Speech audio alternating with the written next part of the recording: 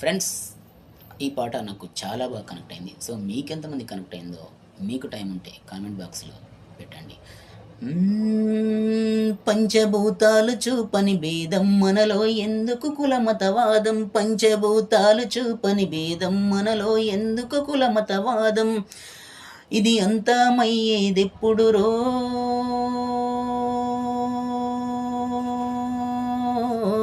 ఇది మండే గుండెల చప్పుడు రో.